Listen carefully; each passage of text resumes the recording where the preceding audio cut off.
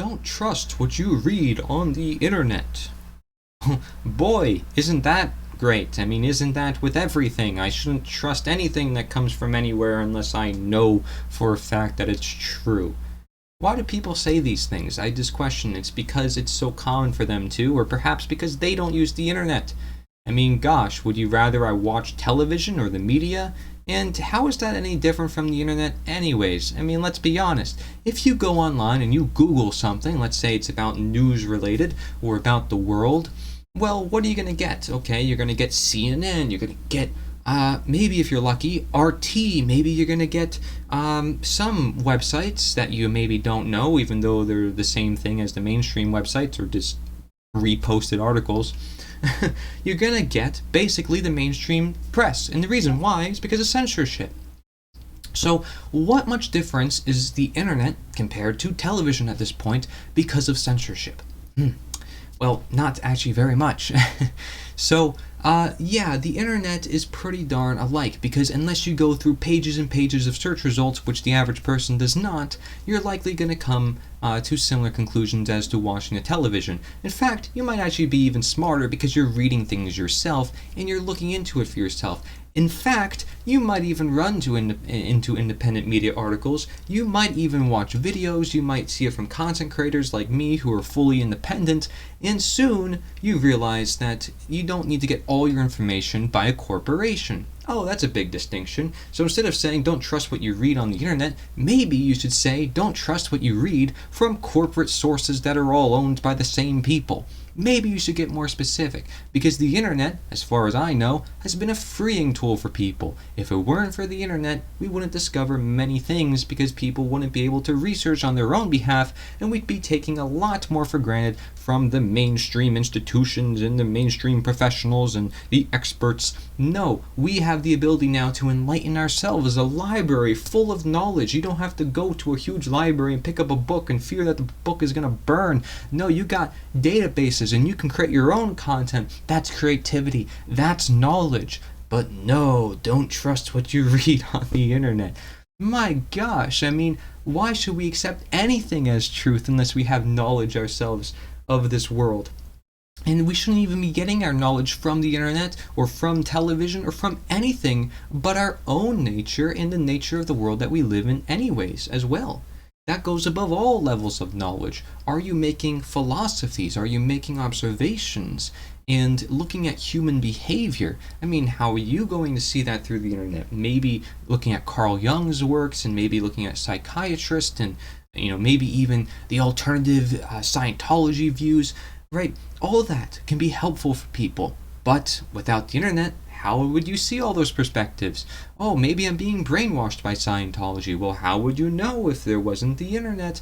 I mean, the internet helps a lot of people, and we cannot deny that. It's the product of technology, but it's the product of freedom. So if you want freedom, well, my gosh, you probably want the internet, because I'm sorry to tell you, it's a product of freedom. People can do whatever they want, at least for now, because there's not too much censorship.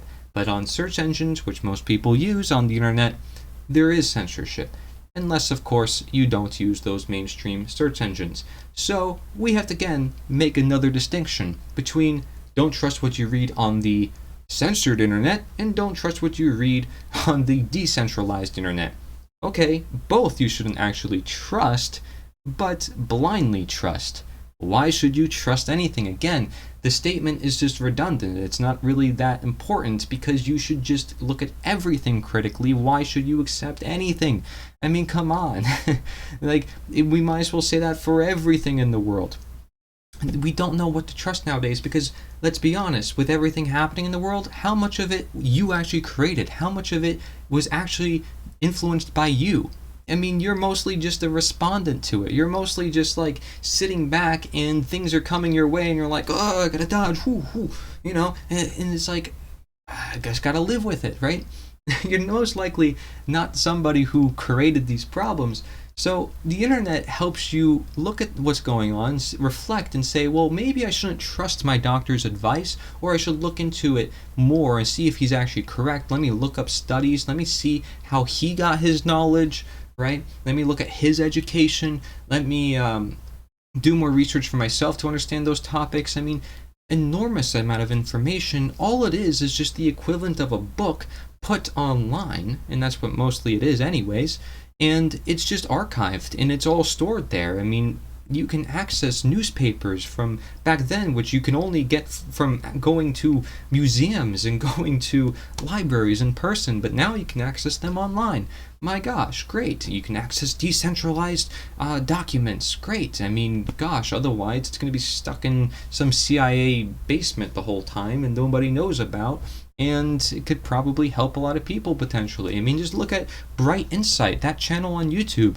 I mean, the guy, Jimmy, does a fantastic job. He's finding out things, and he's basically being more of a scientist than most of the mainstream scientists out there, just from doing research. And based on his research and putting out videos, he has now articles being covered all across the web about how this YouTuber is discovering things that no scientists are discovering just because of his research and because of him looking into it more, because of the internet. So the internet can not only inspire people, but it can move them forward. It can help in their path. The internet is a good tool. It's a good tool, but like everything, it needs to be used properly. Knowledge is power, could be used for good or bad. Responsibility. The internet is not your life, okay? Nothing is your life. Your life is your life. That's just one part. It's just a tool, and it needs to be free. It needs to be decentralized. Okay, by free, I don't mean, okay, it doesn't cost anything. There's always a cost to everything in this world. Nothing's actually free. But what I mean by free is that people anywhere can access it, and it's something that they can also contribute toward. So there's freedom involved because it's very imitative to real life, and that's why we have internet games as well, where people interact and sort of run simulations of real life things or things they can't do in real life. And guess what? That also gets the wheels turning and gets some more creative expressions.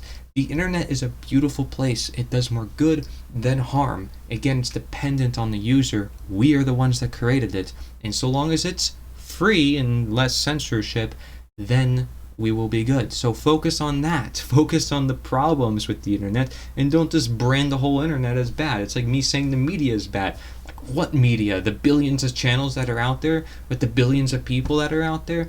I mean, my gosh. But these are the statements that people will make without realizing that, yes, there's context to be made. And you say, well, Corey, there's context to be made of everything. You get the expression. When people say, don't trust what you read on the internet, you get what they're saying. Yeah, I get what they're saying, but that's not also the point. You shouldn't trust anything. So why not just say that? Well, I could tell you a reason why. Because it's become trendy to just say, well, don't trust what you read on the internet.